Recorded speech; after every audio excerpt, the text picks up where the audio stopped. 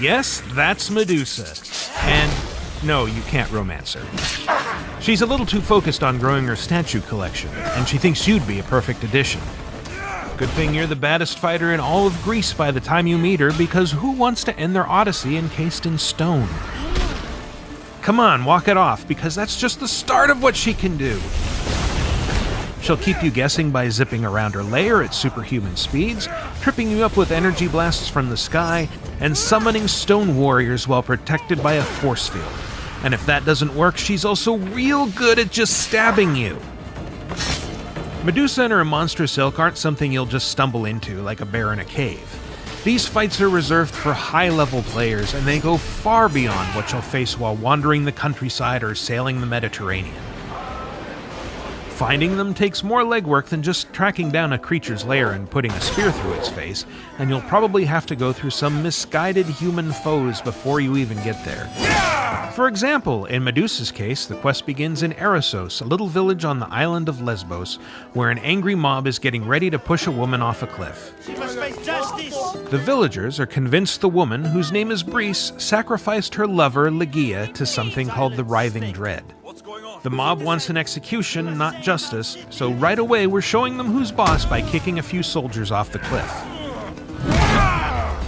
Brice's innocence doesn't mean the monster isn't real, of course.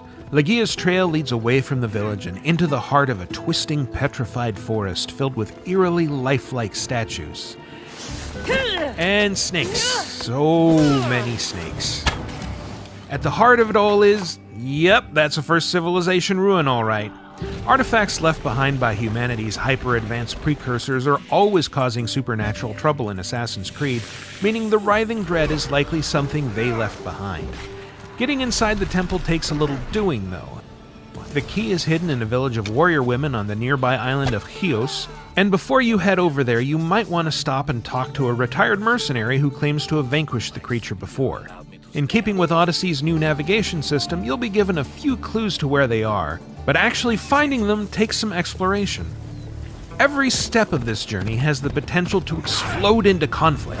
The mercenary won't reveal anything too useful or give up his Gorgon-slaying spear without a fight, and the warrior women turn out to be extremely hostile to outsiders.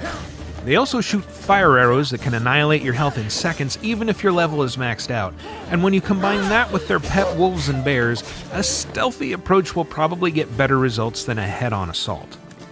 On the way to either destination, you might find yourself testing your luck in the trap-filled Tomb of Orpheus, or daring to investigate why a boat that sits abandoned in a bay is surrounded by blood. Oh, it's this guy. You could burn a few storehouses to destabilize the local tyrant, hunt deer in the hills, indulge in a little piracy, or cross swords with some masked creeps in a cave. The open world of Odyssey is full of cool discoveries, beautiful vistas, and secret treasures, so taking the long route can be rewarding.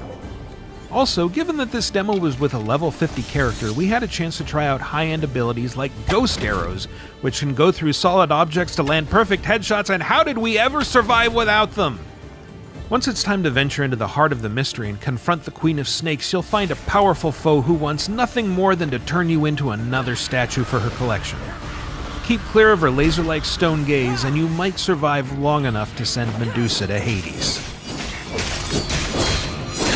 You can start on the path to challenging Medusa, along with just about every mercenary and villain in ancient Greece, on October 5th, when Assassin's Creed Odyssey launches on PS4, Xbox One, and PC.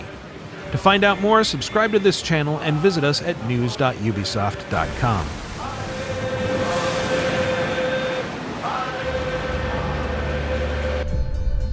Assassin's Creed Odyssey, available October 5th.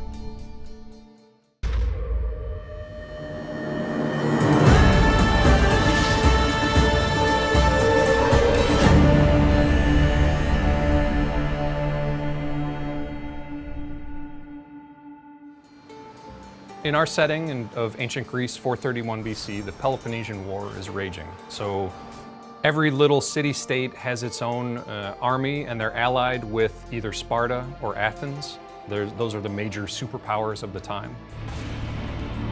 But at first, the Peloponnesian War took place during the 5th century.